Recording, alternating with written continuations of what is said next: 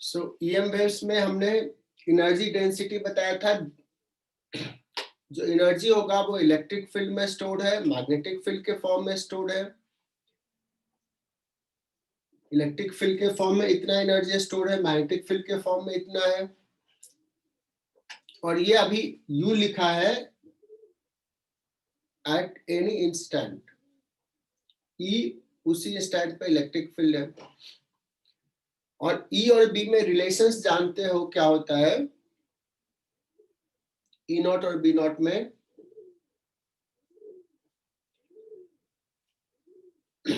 ठीक है, तुम यहां से ये वैल्यू पुट कर सकते हो, हाफ, ये टर्म और ये टर्म इक्वल होता है तो ये आ जाएगा तुम्हारा एप्सिलॉन नॉट E स्क्वायर, या कह सकते हैं B square by mu not.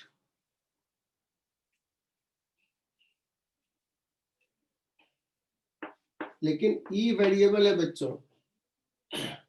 E कितना लिखा था? Epsilon naught E naught sine omega t minus x by v, इसका स्क्वायर।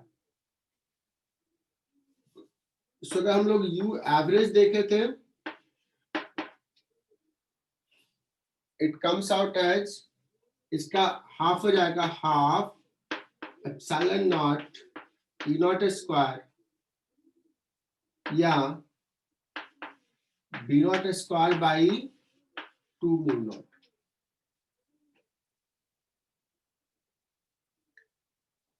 देन इंटेंसिटी का फॉर्मूला बताया था। इंटेंसिटी इज यूनिट एरिया से कितना एनर्जी क्रॉस कर रहा है। सो एक ऐसा वॉल्यूम लेते हैं जो C डिस्टेंस का है, 1 सेकेंड में यहां वाला लाइट भी यहां पहुंच जाएगा क्योंकि स्पीड C है। सो इतने पार्ट में जितना एनर्जी स्टोर होगा, all energy will cross. So intensity will be, ये यूनिट एरिया लिया है, so U average into 1 area into C length।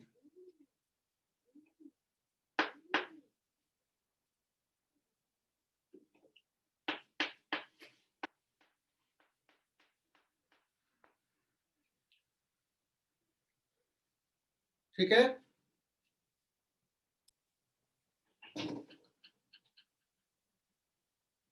इसी को हमने अलग अलग फॉर्मेट में भी लिखा था,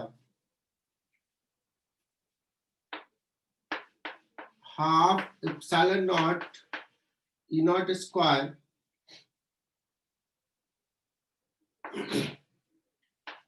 इंटू C को क्या लिखेंगे बच्चों? 1 by mu naught epsilon not का root.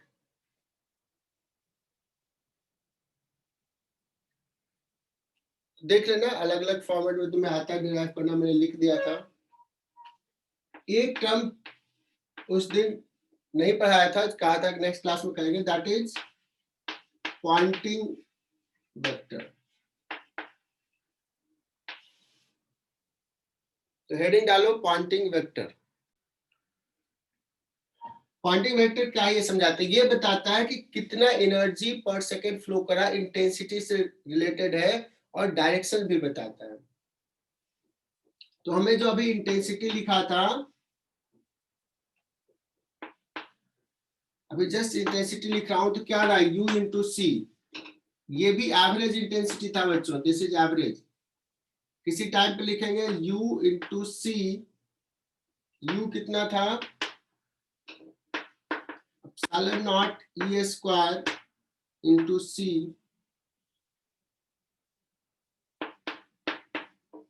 that is equal to epsilon naught E into B into C square.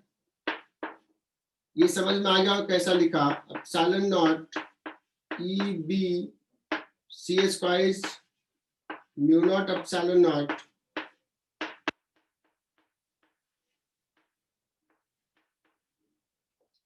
ये बच्चों इंटेंसिटी एनर्जी फ्लो है। इसी को बोलते हैं Poynting vector, that is denoted by S. किसी स्टैंड पे, तो इसको हम लिख सकते हैं, सॉरी यहाँ म्यू नॉट है। डायरेक्शन ऑफ फ्लो किधर होता है, मैंने बताया था direction of flow will be along E cross B, E cross B by mu naught, this is called Poynting vector. इसको लिख लो। अच्छा, ये पॉइंटिंग वेक्टर जो है वो इंटेंसिटी मैग्नीट्यूड में हम लोग बोलते हैं, ये वेक्टर फॉर्म में है। ये भी बता रहा है कि उस एरिया से, किसी पॉइंट से कितना एनर्जी फ्लो कर रहा है और किस डायरेक्शन में फ्लो कर रहा है, ये डायरेक्शन भी बता रहा है ई क्रॉस बी के डायरेक्शन में। अब अगर कोई कहे कि मुझे ये पर्टिकुलर एरिया से यहां से कितना एनर्जी क्रॉस कर रहा पर सेकेंड, तो उस केस में हम लोग कहेंगे S dot D A, area का अलग अलग पॉइंट पे एरिया वेक्टर अलग हो सकता है, एस वेक्टर भी अलग हो सकता है, तो एस डॉट डी ए का इंटीग्रेशन। ठीक है, जितना भी एरिया कहेगा उसका। और इतना समझ सकते हो कि आई क्या है, इंटेंसिटी क्या है, that is nothing but average of S. यही चीज था। तो बच्चों मैग्नेटिज्म 2 से 3 लेक्चर्स हम लोग लेंगे। जो मेंस का सिलेबस है वो वाला पार्ट डिस्कस करेंगे। मैग्नेटिज्म मेंस पार्ट में क्या क्या पढ़ना वो बता देता हूँ।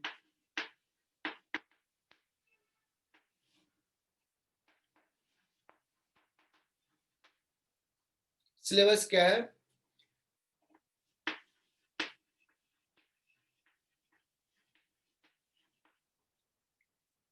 बार मैग्नेट्स,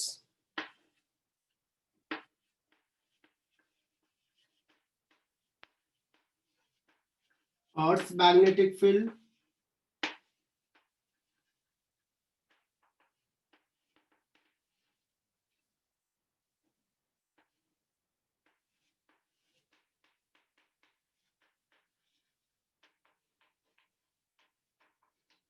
अर्थ मैग्नेटिक फील्ड सिर्फ लिख लो।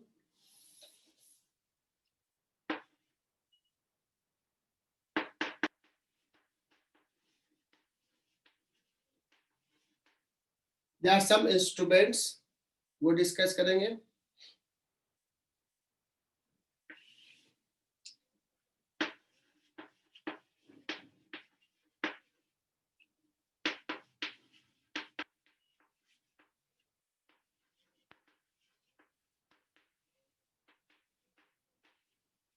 And then magnetic property of material, ये पूरा चीज हमें पढ़ना है।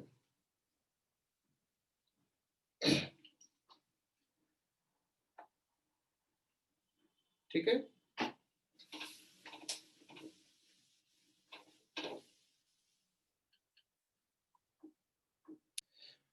बच्चों मैग्नेटिज्म में हमने magnetic field due to current carrying loop पढ़ा था। और कोई बच्चा ये देख सकता है क्या कि एक करंट कैरिंग लूप है,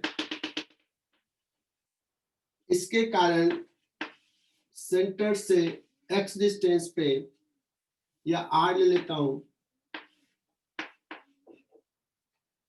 what is the magnetic field here.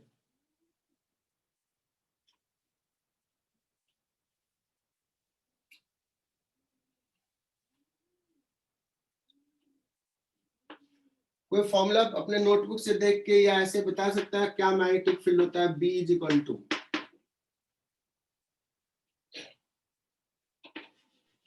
Mu naught by 4 पाई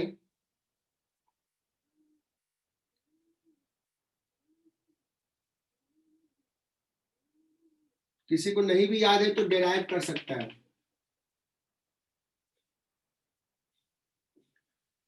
छोटा सा एलिमेंट लेते थे I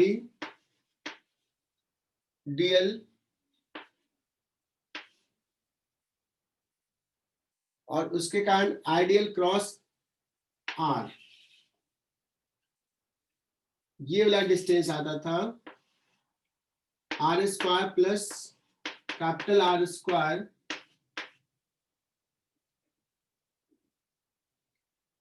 और इसके कारण ये कंपोनेंट हुआ, तो इसका कॉस कंपोनेंट आएगा ये थीटा,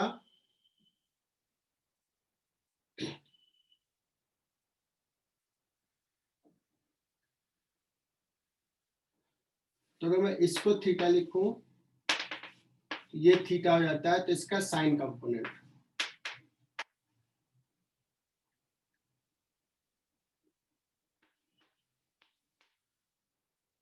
और इसी को इंटीग्रेट कर लेते थे। आई होप कि तुम्हें ये डेरिवेशंस भी याद हो गया होगा। Mu naught by 2 pi, sorry 4 pi I dl का इंटीग्रेशन कितना हो जाएगा 2 pi capital are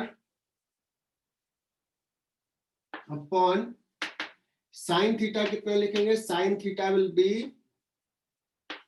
are upon r square plus capital R square to the power 3/2। देखो बहुत ज्यादा टाइम नहीं लगा। Formula is mu not by 4 pi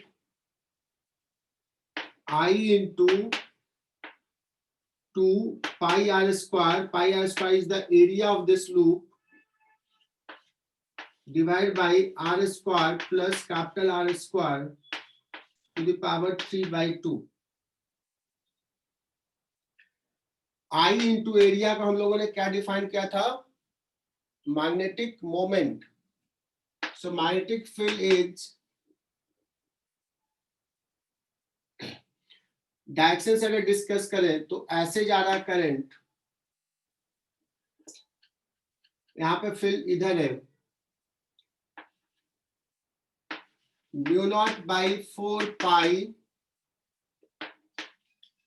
2 I into H capital M upon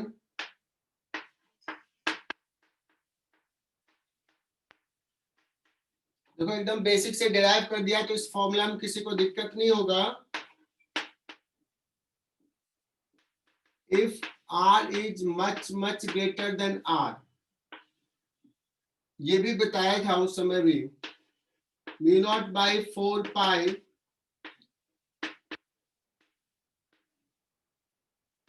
इसको नेग्लेक्ट करेंगे, दिस इज R क्यूब रफली। मनस्वी बताओ क्या इस एक्सप्रेशन में किसी को दिक्कत है, क्या तुम्हें दिक्कत है इसमें? नहीं सर। इसको लिख करके मैं क्या दिखाना चाह रहा हूं, यहाँ पे किसी से और रिलेशन है, ऐसा एक्सप्रेशन और कहीं आया था?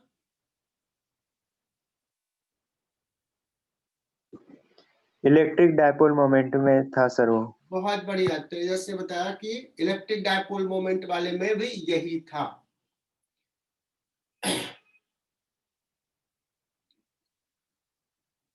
बच्चों इलेक्ट्रिक डायपोल अगर ये माइनस क्यू है, ये प्लस क्यू है, वहां भी थोड़ा हिंट मैंने बताया होगा जब ये पढ़ाया था उस समय। यहां से भी आर डिस्टेंस पे एग्जैक्टली ऐसा ही फॉर्मूला आया था, 1/4 pi epsilon not 2p by r cube. That means this will behave like a magnetic dipole. मतलब ये करंट कैरिंग लूप को हम रिप्लेस कर सकते हैं दो मैग्नेटिक चार्ज से। कैसा चार्ज? एक -m का और एक +m का। This is called pole strength. m को क्या बोलेंगे बच्चों? Magnetic pole strength. मतलब दो टाइप का मैग्नेटिक चार्ज हम एज्यूम कर रहे हैं, है नहीं है? क्या चीज है? तो एक current carrying loop, but we can think of कि दो मैग्नेटिक चार्ज है जो कम डिस्टेंस से सेपरेटेड है, मान लो ये d डिस्टेंस से सेपरेटेड है, तो जैसे Q इंटू डी को हमने डिफाइन किया था dipole moment, electric dipole moment, वैसे ही M इंटू डी को हम डिफाइन करेंगे। ये स्केलर वाला मल्टीप्लीकेशन है, मतलब अलजेब्रा वाला multiplication. M D that will be magnetic moment. हालांकि मैग्नेटिक मोमेंट हमने डिफाइन किया करंट कैरिंग लूप के लिए कैसे, I into A. So M into D कितना हो जाएगा बच्चों, I इंटू ए।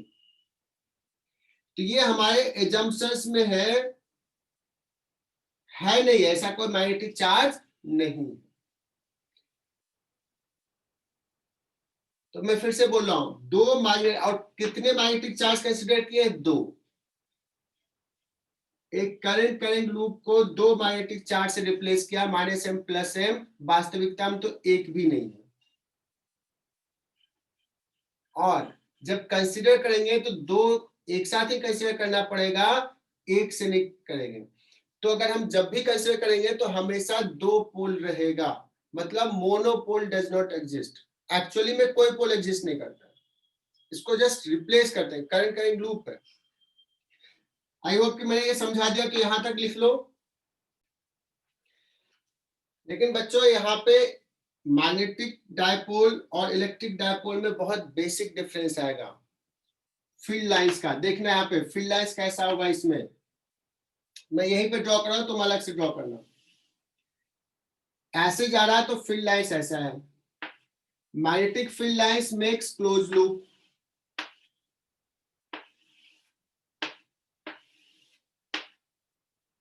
ऐसे क्लोज लूप बनाएगा।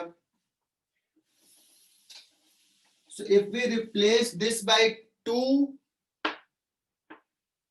इसी को 2 डायपोल से -m प्लस m, तो फील्ड लाइंस कैसा होगा, +m से बाहर निकलेगा और -m पे इन करेगा। +m से बाहर निकल रहा है, -m से, सॉरी ये ऐसा है, तो इसको यहां प्लस और यहां माइनस, क्योंकि ये ऐसा है तो इस टाइप से लेंगे, है ना, -m प्लस m से निकल रहा है और -m पे टर्मिनेट कर रहा है। लेकिन अंदर में देखो क्या होगा, ये चूंकि लूप क्लोज है, ये फील्ड लाइंस क्लोज है, ऐसे आ रहा है। सो inside between the two dipole field lines हम लोग कहेंगे कि -m से निकलेगा और +m पे जाएगा। ये चूंकि फील्ड लाइंस कंटिन्यूअस है, एक ही डायरेक्शन में क्लोज लूप बना रहा है। बट इलेक्ट्रिक डायपोल में यहां पे डिफरेंस आ जाता है।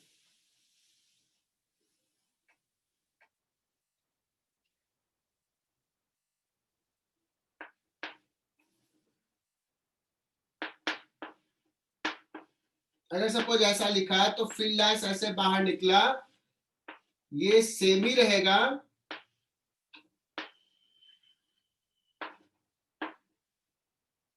बट अंदर में भी +m से निकलता है और -m में जाता है। तो यहां से फील्ड लाइंस ऐसे आ रहा है यहां तक एक डायरेक्शन, बट यहाँ पे डायरेक्शन चेंज हो जाता है। Electric field lines never makes close loop. कौन सा field lines, electrostatic electric field lines. But induced electric का फील्ड लाइंस जो है, EMI में पढ़े हैं, वो क्लोज लूप बनाता है। तो ये कंजर्वेटिव फील्ड लाइंस है, वो कंजर्वेटिव नहीं है, ये भी हम लोग पढ़ चुके हैं। बच्चों ये जो है, this is the basic difference, ये पूरे मैग्नेटिज्म में काम करेगा अंडरस्टैंडिंग के लिए।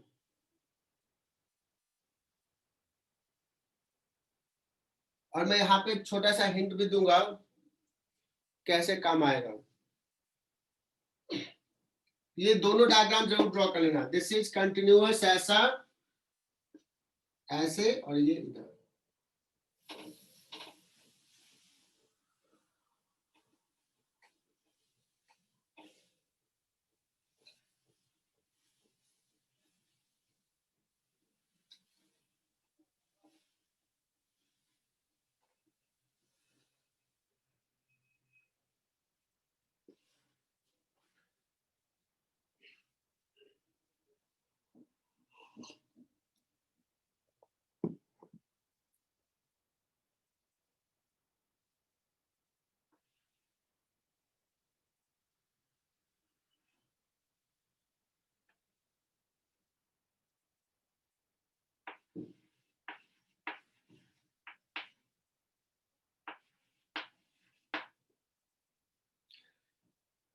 बच्चों अभी मैं पढ़ाया तो मैग्नेटिज्म का मैग्नेटिक प्रॉपर्टी ऑफ मटेरियल में नेक्स्ट क्लास में डिस्कस करूंगा। आज हमारा डिस्कशन रहेगा बार मैग्नेट्स और फिर अर्थ मैग्नेटिक फील्ड, ये सब डिस्कस करेंगे, आगे बढ़ेंगे। तो बट थोड़ा सा मैं हिंट दे रहा हूं कि मैग्नेटिक प्रॉपर्टी ऑफ मटेरियल का बेसिस क्या होगा, थोड़ा सा हिंट दे रहा हूं सिर्फ। जो मैग्नेट्स है, बार मैग्नेट्स और परमानेंट मैग्नेट्स है, उसमें भी कुछ पोल स्ट्रेंथ नहीं होता है, उसमें भी क्या है, करंट कैरिंग लूप है। कहोगे सर वहां कहां करंट कैरिंग लूप है? एक्चुअली अगर मैं कोई एटम लूं, मैं ये वाला पार्ट फिर से पढ़ाऊंगा नेक्स्ट क्लास में, कोई एटम लूं तो यहाँ पे इलेक्ट्रॉन्स क्या कर रहा है, रिवॉल्व कर रहा है। अब जब इलेक्ट्रॉन सर्कुलर पाथ पे या कोई भी लूप में रिवॉल्व कर रहा है, it's not necessary circular, circular का हमने देखा था, कोई भी क्लोज लूप अगर बना रहा है तो that will constitute A current carrying loop, और करंट कैरिंग लूप का एक मैग्नेटिक मोमेंट होगा। सो एटम में इलेक्ट्रॉन्स जो रिवॉल्व कर रहा है उसके कारण एक मैग्नेटिक मोमेंट है। लेकिन कुछ एटम्स ऐसे रिवॉल्व कर रहे हैं, कुछ एटम ऐसे रिवॉल्व कर रहे हैं, तो अगर पेयर वाइज में कुछ कैंसिल कर देते हैं।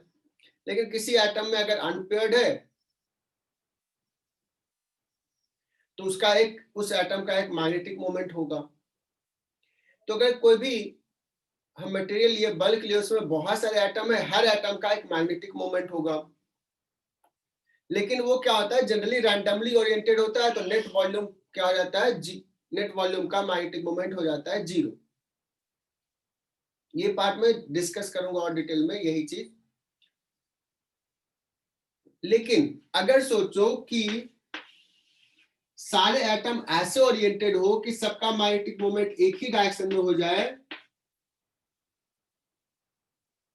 तो वही तुम्हारा बार मैग्नेट बन जाता है।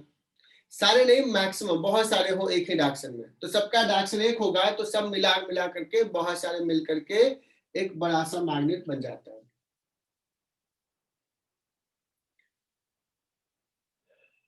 एक और चीज हम लोग डिस्कस करते हैं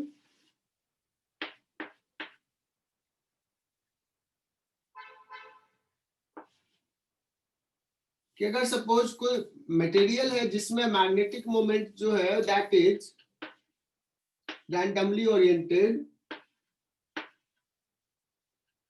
और हम बाहर से एक मैग्नेटिक फील्ड अप्लाई करते हैं। बाहर से अगर मैग्नेटिक फील्ड अप्लाई करते हैं तो तुम लोग जानते हो कि सर टॉर्क जो होता है इलेक्ट्रिक डायपोल के केस में P क्रॉस E होता है, तो यहां भी क्या हो जाएगा, टॉर्क। सिमिलरिटी देखना, M क्रॉस B। अब ये लिख लेना, ये पढ़ा दिया मैंने। मैग्नेटिक मोमेंट M है, मैग्नेटिक फील्ड B, और ये क्या चाहेगा, मैग्नेट्स को ओरिएंट करना चाहेगा इधर। अब ये एक्सटर्नल मैग्नेटिक फील्ड है, तो ये क्या चाहेगा, डायपोल्स को, मैग्नेटिक मोमेंट्स को, मैग्नेट्स को ऐसे ओरिएंट करना चाहेगा। और अब मैं बता रहा हूं फील्ड लाइंस के कॉन्सेप्ट से, कि अगर ये फील्ड लाइंस है, ये एक्सटर्नल फील्ड लाइंस है, और अगर डायपोल पहले ऐसे था तो फील्ड लाइंस इस रेंज में था, कोई उल्टा था, लेकिन सब अगर ऐसे ही होगा तो सब में फील्ड लाइंस इसी टाइप का आएगा।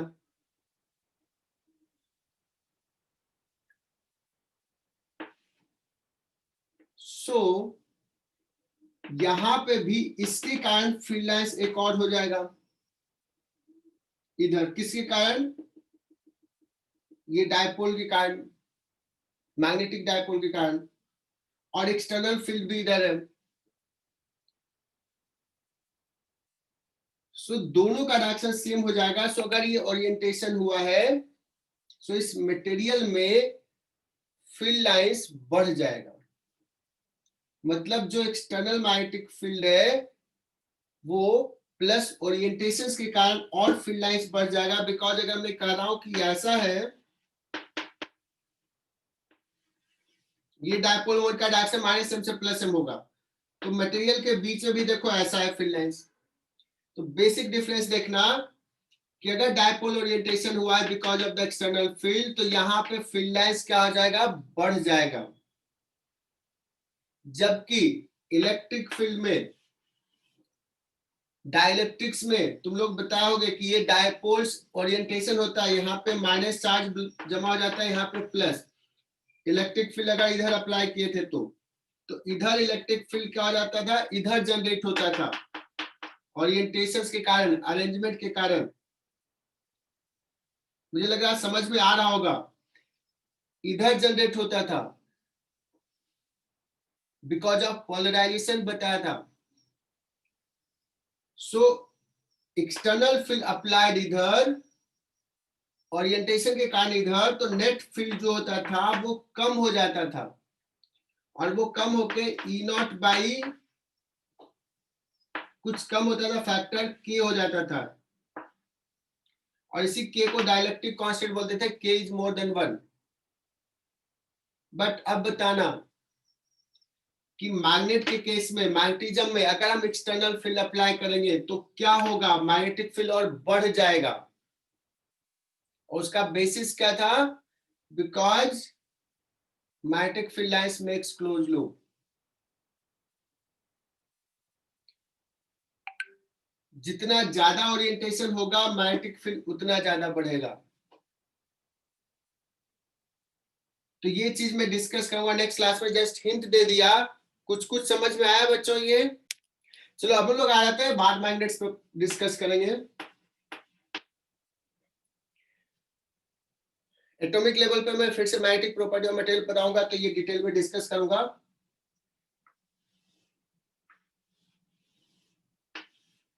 बच्चों बार मैग्नेट में क्या है, एटम सब ओरिएंटेड है और एक एटम लिया, इसमें सपोज इलेक्ट्रॉन ऐसे मूव कर रहा है, तो ये बहुत सारे लूप्स हैं।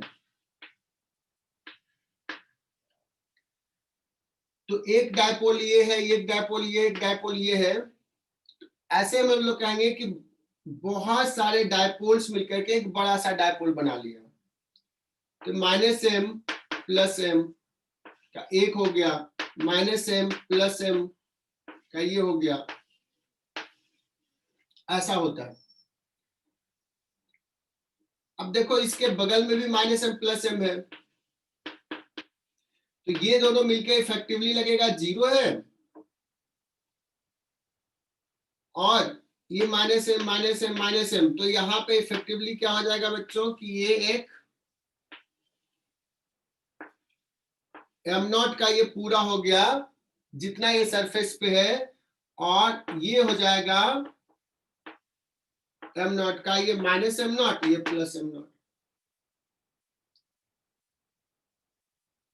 ठीक है। एक्चुअली जो हम निगेटिव मैग्नेटिक चार्ज कर रहे हैं उसी को कन्वेंशन लिया गया है कि उसको बोलते हैं साउथ पोल, और जो पॉजिटिव मैग्नेटिक चार्ज ले रहे हैं उसी को बोलते हैं north pole. And why this convention is, you know that, कि इसको अगर ओरिएंट करते थे फ्रीली हैंग करते हैं तो साउथ नॉर्थ डायरेक्शन में ये हमेशा लाई करता है। ठीक है। अगर इस बार मैग्नेट का मैग्नेटिक मोमेंट पूछा जाए तो क्या लिखेंगे, पोल स्ट्रेंथ m0 इंटू ये length. This is magnetic moment, this is pole strength, this is length, दोनों पोल के बीच का डिस्टेंस।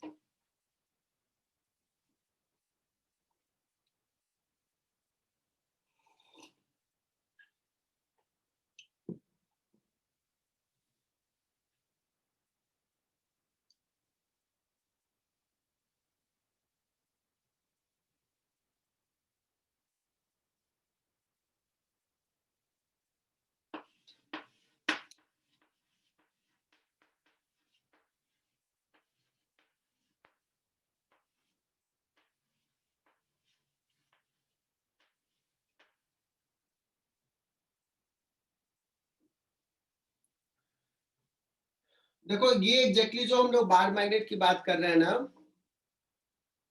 इसमें बहुत सारे एटम है, इसमें बहुत सारे करंट करेंट लूप है, तो ये और ये मिला करके ऑफलाइन होता है तो थोड़ा सा अच्छे समझाते हैं कि अगर ये बहुत सारे सरफेस पे लेंगे करंट,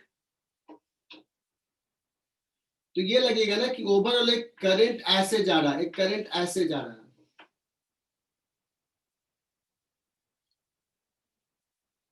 ठीक है, तो बहुत छोटे छोटे लूप्स को अगर जोड़ेंगे तो इफेक्टिवली मुझे लगेगा कि ऐसा करंट जा रहा है, तो इफेक्टिवली ये सोलेनॉइड जैसा बिहेव करेगा। तो अगर एक सोलेनॉइड को अगर हम लोग बात करें कि एक बार मैग्नेट जैसा ट्रीट करें, so what should be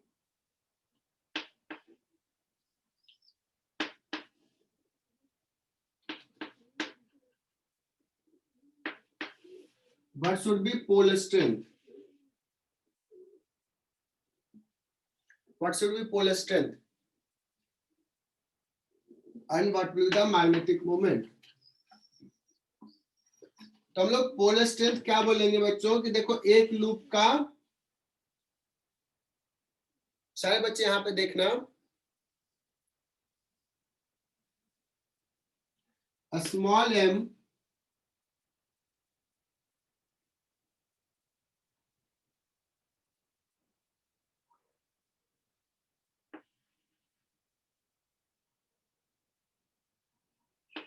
into d that is equal to I into area, यही बताएंगे।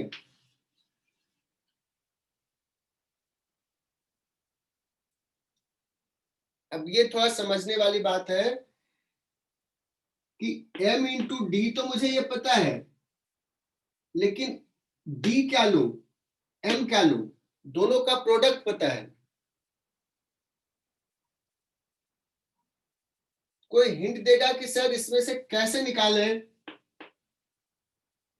ये एक लूप का अगर हम लोग बात करें, सिर्फ एक लूप अभी ले रहे हैं, तो इसको यहां पे लिया, एक यहां पे लिया, दोनों के बीच का डिस्टेंस d, इसका पोल स्ट्रेंथ m लिया है एक लूप का। सो d में क्या लूं? कोई सजेशन आ सकता है?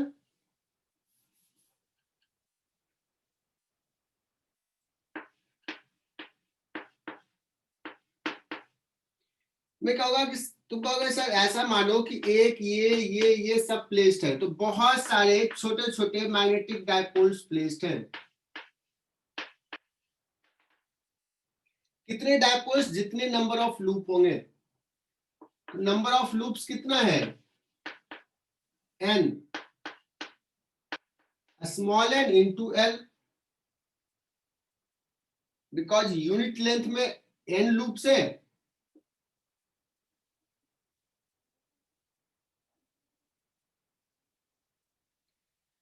तो अगर मैं एक का d माना हूं, तो ये कैपिटल N टोटल ऐसे से छोटे छोटे डायपोल है, तो कैपिटल N इंटू डी जो है वो L के बराबर है।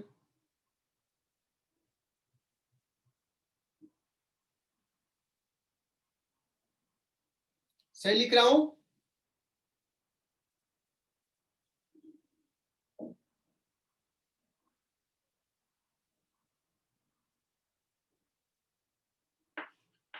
तो इधर से ये समझ में आया क्या? कैपिटल N इंटू डी, चूंकि N डायपोल तो इतने में ही अरेंज करेंगे ना। हाँ सर, क्लियर है। बट मुझे निकालना है कि इसका मैग्नेटिक मोमेंट कितना लिखें, पोल स्ट्रेंथ कितना लिखें। तो अगर पोल स्ट्रेंथ m लिखना है, that is equal to IA upon d। तो d क्या हो जाएगा? L by n।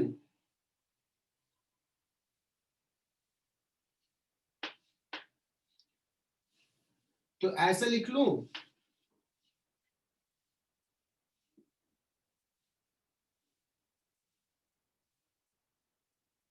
नहीं sorry,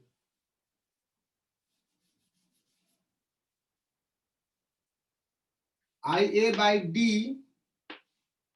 and D is what? L by NL, क्या हो जाएगा? NIA। सो पोल स्ट्रेंथ हम लोग क्या बताएंगे यहाँ पे? m is equal to NiA। Clear? और कैपिटल M अगर लिखना है तो कैपिटल M तो सिंपल सा हो जाएगा M into L।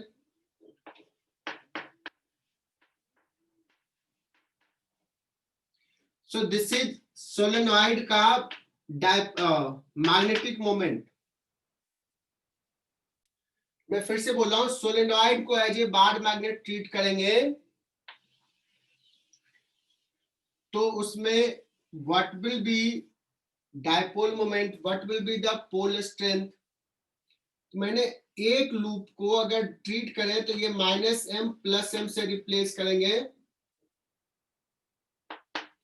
तो इसको एक डायपोल मानेंगे, इसको एक डायपोल मानेंगे, ऐसे ऐसे कितने डायपोल्स हो जाएंगे तो टोटल नंबर ऑफ लूप्स जो है वो है n into L। Small n clear है क्या है? Number of turns per unit length, ठीक है ना? -m + m। अगर एक लूप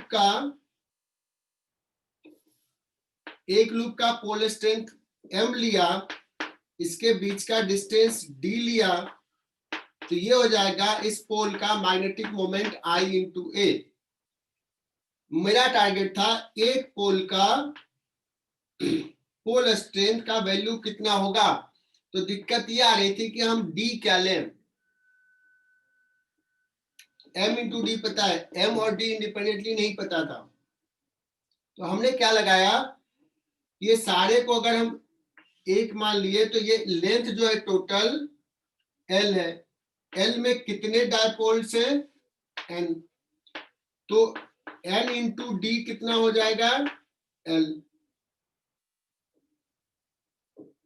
है ना? सो D इज इक्वल टू क्या हो जाएगा L by N। L by capital N कितना है, N into L है।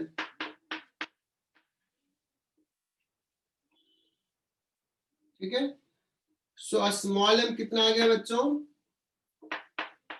IA into N।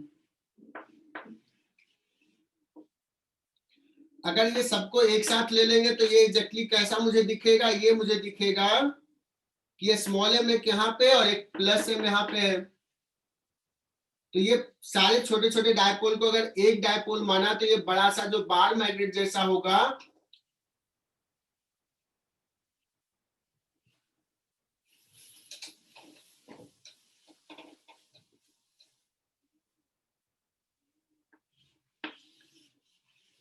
वो बार मैग्नेट कैसा होगा, -m + m और ये डिस्टेंस L हो जाएगा। तो इसका मैग्नेटिक मोमेंट हो जाएगा बच्चों pole strength into L। Pole strength निकाल लिया है NiA इंटू L।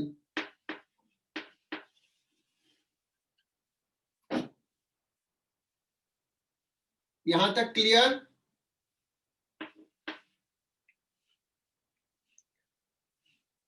अब सारे बच्चे सुनना, जो इससे मुझे समझाना है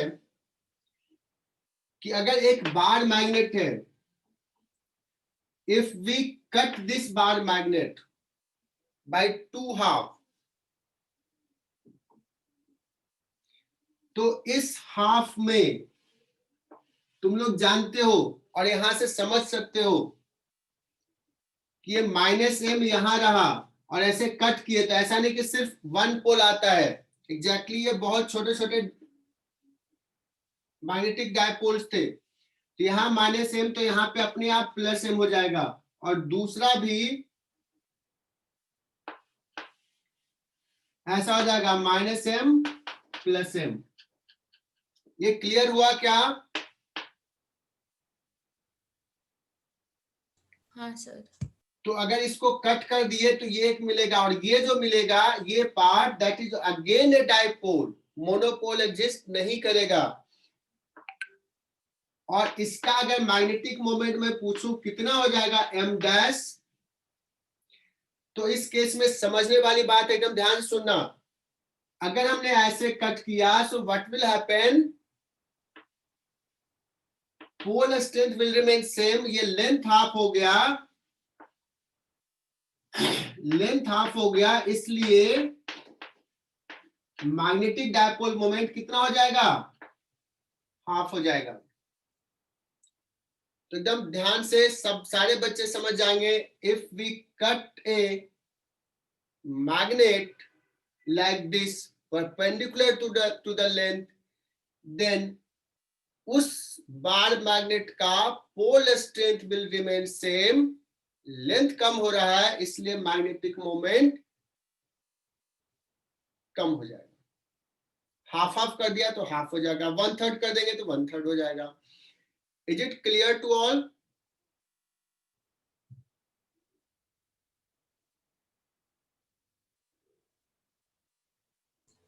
ठीक है। तो मैं ये जो डिस्कस कर रहा हूं उसके पीछे मेरा मेन एम यही था, अगर मेरे पास एक बार मैग्नेट ऐसा है और ना इसको मैंने ऐसे कट किया है, cut in this way, that means we will get 2 bar magnet, एक ये और एक ये। इसका अगर मैग्नेटिक मोमेंट m है पूरा का, तो इसका m डैश क्या होगा,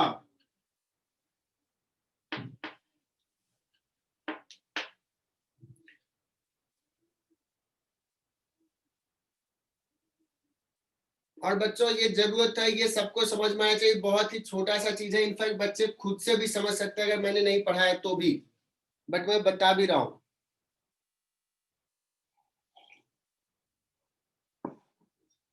अगर एक बार मैग्नेट को हमने कट किया कैसे, ऐसे, तो इसका मैग्नेटिक मोमेंट क्या होगा, कैन यू प्रूव कि m डैश अगेन m/2 होगा, लेकिन इसका जो पोल स्ट्रेंथ है स्मॉल m डैश होगा,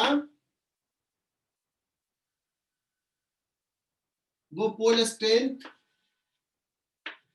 m डैश जो होगा वो m/2, पोल स्ट्रेंथ चेंज हो जाएगा, हाफ हो जाएगा। कहोगे सर ऐसा क्यों? बिकॉज पोल स्ट्रेंथ देखो किस पे डिपेंड करता है, pole strength cross section area पे डिपेंड करता है,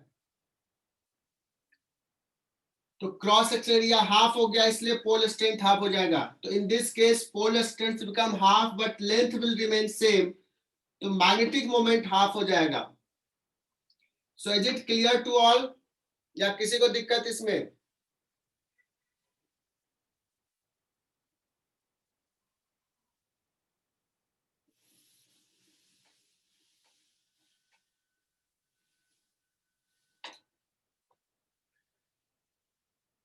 अगर मैं कभी ऐसे सवाल करूंगा, ऐसे सवाल आते हैं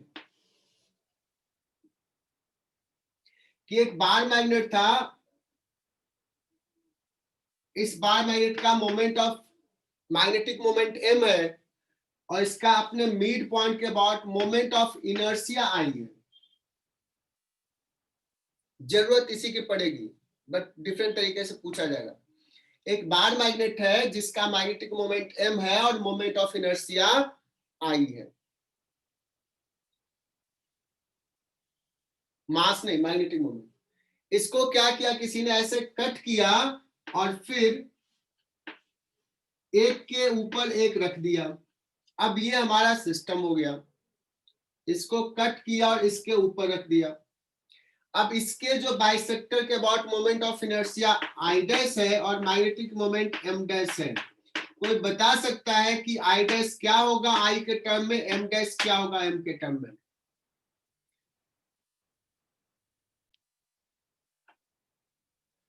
आई डैश जो हो जाएगा मोमेंट ऑफ इनर्शिया क्या होता है बच्चों, ml²/12।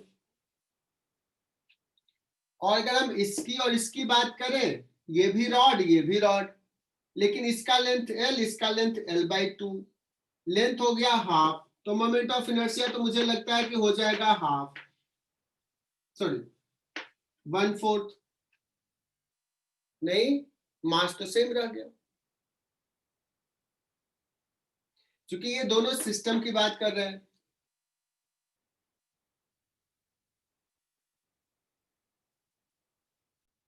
बच्चों ये कंफ्यूज मत कर जाना, हो सकता है मोस्ट ऑफ द एग्जाम में क्या करता है कि इसको हाफ पार्ट किया, इसका मोमेंट m दिया है, मोमेंट ऑफ इनर्शिया I दिया है, और पूछेगा हाफ पार्ट का मैग्नेटिक मोमेंट, तो हाफ पार्ट का कितना हो जाएगा m/2, I डैश कितना हो जाएगा,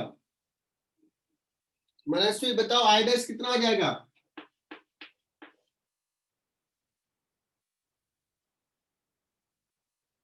बहुत बढ़िया, अभी तो जी I/8, और भी बच्चों को आता होगा, सब मैसेज नहीं करते। मास हो गया हाफ, लेंथ हो गया हाफ, तो 1/8, लेकिन पिछले सवाल में मैंने ऐसे रख दिया था, तो दोनों मिला के फिर I/4 हो गया था, I/8 प्लस I/8।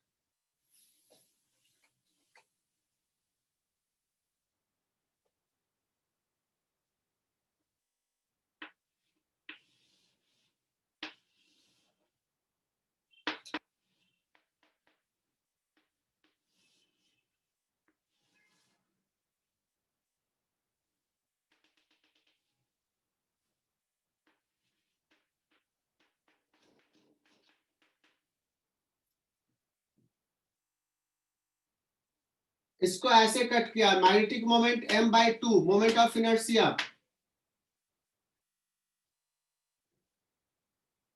ऐसे कट किया है।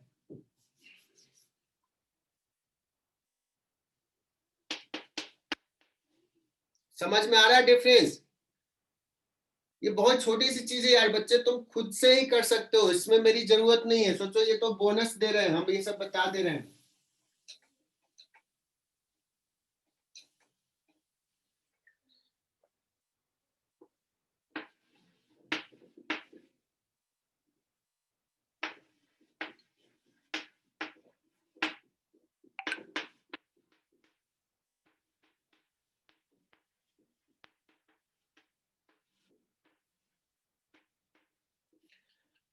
अब थोड़ा सिलेबस फास्ट, हम लोग बहुत सारा टाइम वेस्ट कर दिए इधर। अब हम, हालांकि पोल स्ट्रेंथ एक हाइपोथेटिकल चीज है बच्चों, पोल स्ट्रेंथ तो होता नहीं, मैग्नेटिक मोनोपोल होता नहीं है, बट हमने माना कि अगर ऐसा है, एक पोल स्ट्रेंथ m लिया, इसके कारण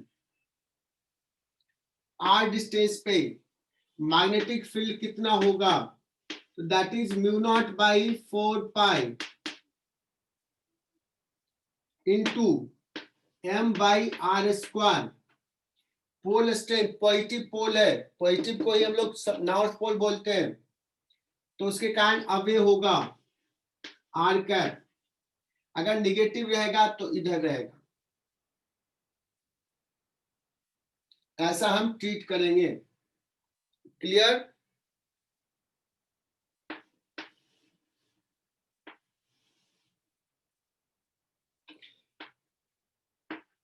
अगर ये बार मैग्नेट है, अगर ये बार मैग्नेट है तो बार मैग्नेट को -m + m से बना हुआ मान सकते हैं, और डायपोल मोमेंट m जो हो जाता है कैपिटल M, वो मैंने बता दिया पोल स्ट्रेंथ इंटू d। अब देखो मैंने थोड़ा सा इंटेंशनली हमने ये अंदर रखा है, इसके अंदर रखा है, बिकॉज दिस एक्चुअली में ये सोलेनॉइड जैसा है। सो हम सरफेस एग्जैक्टली यहां नहीं रखेंगे, बिकॉज अगर सोलेनॉइड का हम देखें फील्ड लाइंस, तो फील्ड लाइंस यहां तक पैरेलल नहीं निकलता है, पहले से ही थोड़ा डेविएट होना शुरू हो जाता है। इसलिए हम पोल को एग्जैक्टली एकदम सरफेस पे नहीं रख करके थोड़ा अंदर ही मानेंगे। तो बच्चों इसको बोला जाता है geometrical length of the bar magnet, और इसको बोला जाता है magnetic length. So magnetic length divide by geometrical length का रेशियो लगभग HC वर्मा से कंफर्म कर लेना, शायद 0.84 होता है, मुझे ध्यान नहीं है।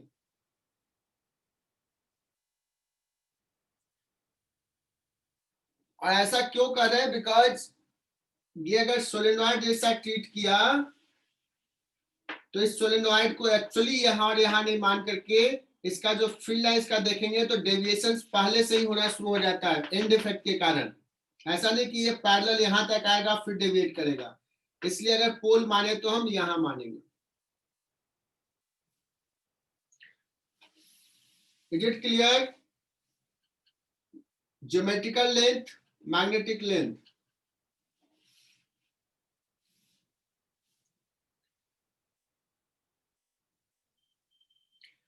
और जैसे हमने डायपोल में डेराइव किया था वैसा ही अगर डेराइव करोगे,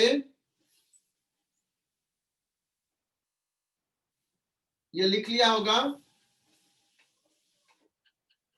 तो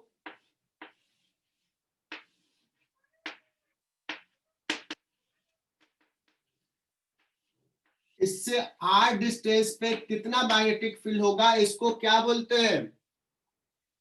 एक्सियल पॉइंट।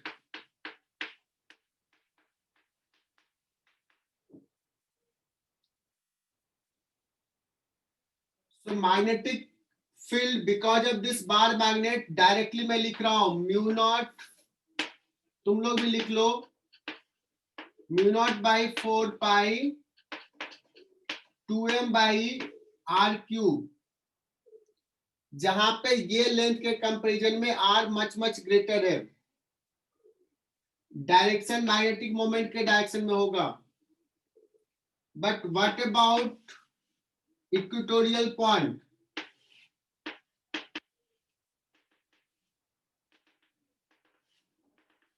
इसके कारण इधर, इसके कारण इधर, तो इधर आएगा। और ये डिस्टेंस r पे मैग्नेटिक फील्ड इक्वेटोरियल पॉइंट पे mu not by 4 pi m by r cube, जैसा इलेक्ट्रिक डायपोल में वैसा ही मैग्नेटिक डायपोल में।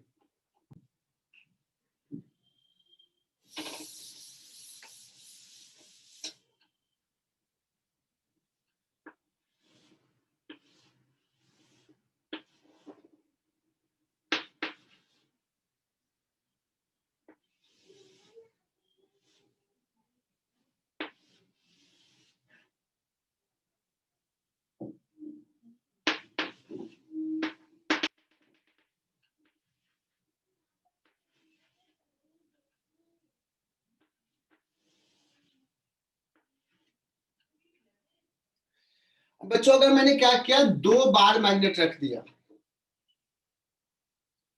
2 बार मैग्नेट आइडेंटिकल ले लिया हूं, और इसके लेंथ के कंपैरिजन में लार्ज डिस्टेंस पे इस पॉइंट पे मैं पूछूं कि what is the net magnetic field और किस डायरेक्शन में होगा।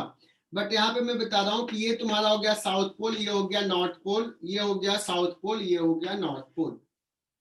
तो can you locate, can you show the direction here? So एक मैग्नेट के लिए ये पॉइंट एक्सियल पॉइंट है, एक मैग्नेट के लिए ये इक्वेटोरियल पॉइंट है। सो -s और n डायपोल मोमेंट इधर, तो यहाँ पे इसके कारण मैग्नेटिक फील्ड इधर B1, और ये भी आइडेंटिकल है Sn, डायपोल मोमेंट इधर, तो इसका इधर होगा, मैंने शायद लिखा नहीं उसमें, इक्वेटोरियल पॉइंट पे लिखा था क्या value, B = mu not by 4 pi m by r cube, और डायरेक्शन माइनस होगा बच्चों इक्वेटोरियल पॉइंट वाला, ये हो गया B2। सो अगर पूछा जाए एक्स एक्सिस से कितने एंगल पे होगा net magnetic field, this will be the net magnetic field, ये अगर थीटा ले ले, सो tan थीटा विल बी कितना रहा है, ये छोटा ये बड़ा है, तो ये हो जाएगा 1/2। सही लिख रहा हूं?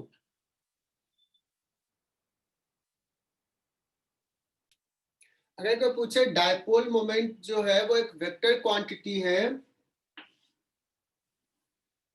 तो एक डायपोल अगर ऐसा रख दिया, एक बार मैग्नेट ऐसा रख दिया, इसका भी मास m, इसका भी मास m, और पूछा जाए what is the equivalent m of this system, तो तुम कहोगे एक इधर है एक इधर है, that means equivalent will be √2m, और डायरेक्शंस किधर हो जाएगा, इधर हो जाएगा। ठीक है बच्चों, जो बार मैग्नेट के कारण मैग्नेटिक फील्ड है, हालांकि हमने अभी सिर्फ 2 पॉइंट बताया, एक यहाँ पे बताया और यहाँ पे जो है इधर होता है, हालांकि इसके कारण तुम यहाँ पे भी बता सकते हो। तो जो इलेक्ट्रिक डायपोल में हमने पढ़ा था वो सारा फॉर्मूला वैलिड होगा। जैसे यहाँ पे ऐसे P होता था तो इस पॉइंट पे कितना होगा, तो वो लिखाए थे। क्या मैग्नेट में भी बता सकते हो क्या?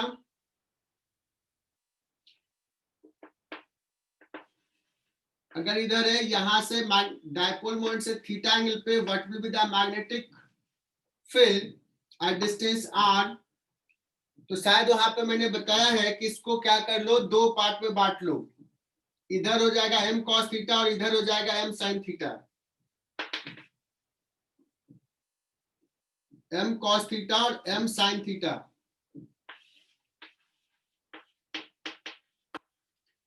तो इस पॉइंट पे 2 डायपोल के कारण मैग्नेटिक फील्ड, तो एक हो जाएगा इधर, दिख रहा है, इस डायरेक्शन में हो जाएगा m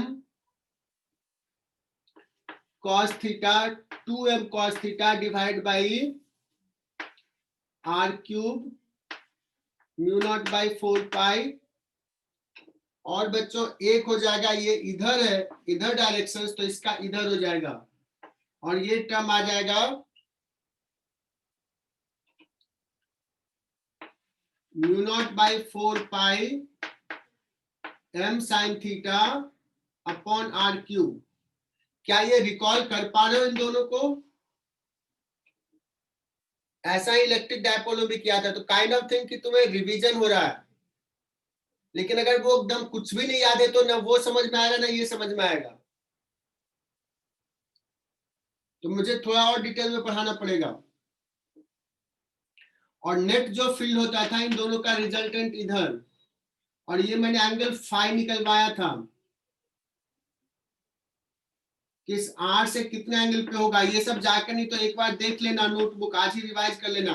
tan phi will be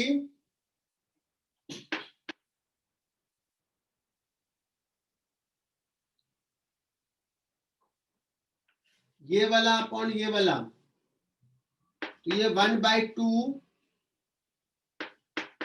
tan theta आया था।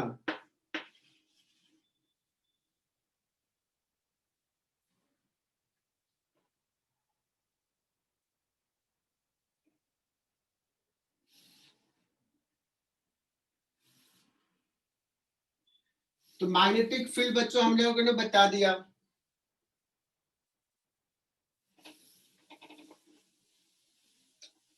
बार मैग्नेट के कारण मैग्नेटिक फील्ड बहुत जल्दी हमने कंप्लीट कर लिया ये, लेकिन बार मैग्नेट के कारण मैग्नेटिक फील्ड जो हमने लिया है वो r much greater than L के कंपैरिजन में किया है, या इसको डी लिखते हैं तो डी के कंपैरिजन में। क्या तुम लोग खुद से ये डिराइव कर सकते हो क्या कि अगर आर मच ग्रेटर देन नहीं है तो what will be the magnetic field here?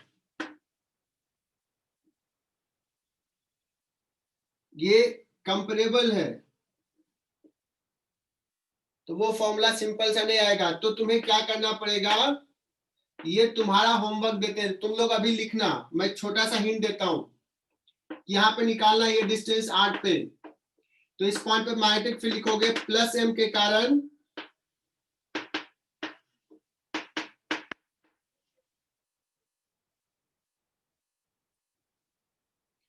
ये माइनस लिखता हूं, मैग्नीट्यूड में लिख रहा हूं, प्लस पोलर स्ट्रेंथ के कारण जो फील्ड इधर होगा और माइनस पोलर स्ट्रेंथ के कारण इधर होगा, नेट फील्ड होगा ये दोनों का समेशन, क्योंकि डायरेक्शनल पोलरिटी इसलिए मैंने माइनस लिख दिया है। बी प्लस हो जाएगा mu not by 4 pi whole strength small M upon r plus D, नहीं आर माइनस डी बाई 2 का स्क्वायर, और इसके कारण इधर होगा म्यू नॉट, मैग्नीट्यूड पहले लिखा हूं 4 पाई आर प्लस डी बाई 2 का स्क्वायर। क्लियर? और इसको सॉल्व कर लोगे तो एक्सप्रेशन आ जाएगा। मैं आगे नहीं सॉल्व कर रहा हूं, तुम लोग कर पाओगे, तो थोड़ा सा स्पेस छोड़ना, ये डिराइव करके लिख लेना, और सिमिलरली इस पॉइंट पे क्या होगा ये भी डिराइव कर लोगे। हालांकि ये बहुत इंपॉर्टेंट नहीं है, बट एक बार जरूर कर लो, नहीं तो एक नजर एचसी वर्मा में डिराइव किया हुआ देख लोगे।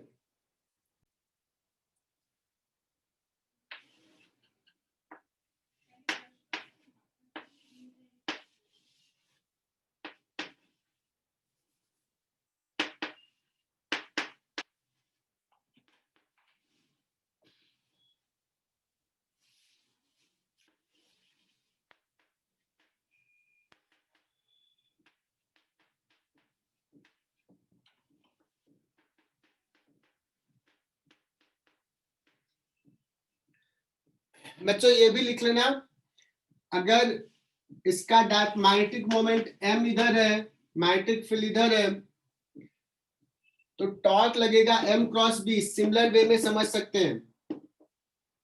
अगर एक छोटा सा सॉरी एक पोल स्ट्रेंथ m है प्लस m है, मैग्नेटिक फील्ड इधर है, तो इस पे फोर्स जो लगता है वो लगता है m इंटू बी, जैसे लिखते थे q इंटू ई। माइनस m रहेगा तो अपोजिट लगेगा, उसी के बेसिस पे टॉर्क लिखेंगे। और अगर मैग्नेटिक फील्ड हर पॉइंट पे सेम है, यूनिफॉर्म है,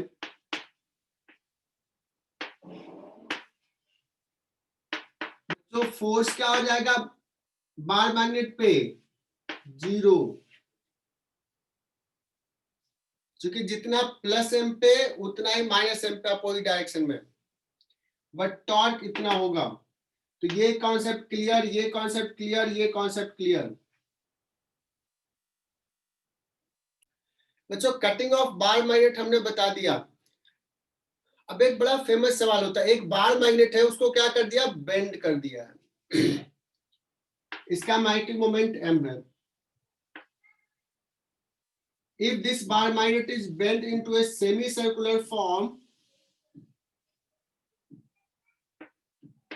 तो इसका मैग्नेटिक मोमेंट m डैश क्या होगा? This is very famous question, कम से कम ये सीख जाओ। देखो 2-3 बच्चे निकल गए। इसका मैग्नेटिक मोमेंट कितना होगा? तो बच्चों कॉन्सेप्ट क्या है, इस बार मैग्नेट्स को अगर बेंड भी किया, क्रॉस सेक्शन या तो सेम ही रहा है, तो इसका pole strength will remain same.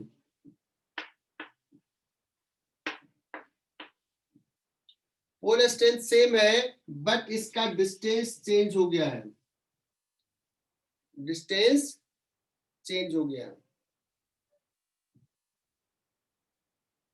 सो अगर ये डिस्टेंस सपोज कितना हो जाएगा? 2r। सो m इंटू एल जो है वो कैपिटल M है, और m डैश जो होने वाला है m इंटू 2r होने वाला है। क्योंकि इसी को बेंड किए हैं तो L इक्वल टू हो जाएगा पाई इंटू r,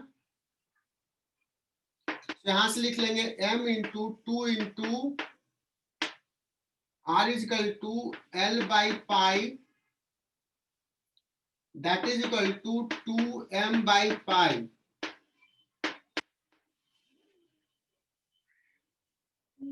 जिन बच्चे को ये नहीं पता था वो सीख लिया, तो सोचो आज का क्लास तो सफल रहा। और कुछ बच्चों को पता होगा, आधे बच्चों को तो पता होगा ये। तो बच्चों बार मैग्नेट आज हमने ये फिनिश कर दिया, बस इतना ही है बार मैग्नेट में। बाकी जैसा इलेक्ट्रिक डायपोल वैसा ही बार मैग्नेट। अब इसका यूज आएगा आगे के कुछ सवाल में आएगा। सो नेक्स्ट हमारे पास क्या 5-7 मिनट बढ़ाओ आगे क्लास या छोड़ दो?